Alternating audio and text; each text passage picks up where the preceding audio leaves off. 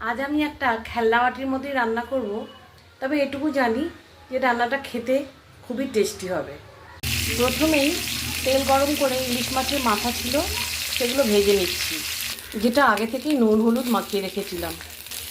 মাছের মাথাগুলো ভাজা হয়ে গেছে, আমি তুলে রাখবো।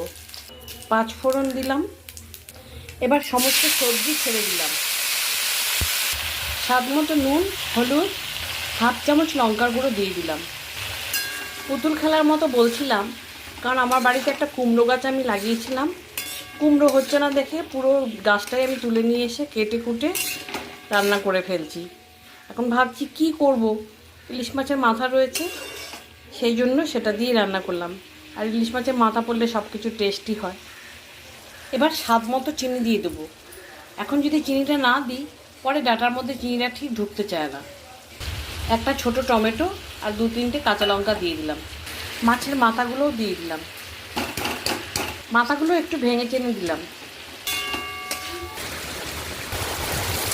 দেখছেন আমাদের উঠোনে কীরকম জল ভরে গেছে।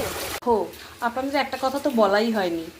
আমার মা ছোটোবেলায় কিন্তু বলতো কুমড়ো শাকের সঙ্গে মায়ের ছায়া একসঙ্গে খায় না, মানে কুমড়ো ডাঁটা আর কুমড়ো একসঙ্গে খায় না। কিন্তু আমি ভাবলাম কুমড়োটা কেটে ফেলেছি, নষ্ট হবে, কি করব, এই গাছের তো কুমড়ো নয়, সেই জন্যই কিন্তু আমি দিলাম। তো খিচুড়ি এখন করতে হবে, সব যখন হয়েছে রান্নাটা তো করে রাখি, রাত্রে তো খাবে। এদিকে তরকারিটা কিন্তু আমার হয়ে গেছে, এবার আমি নামিয়ে নেব।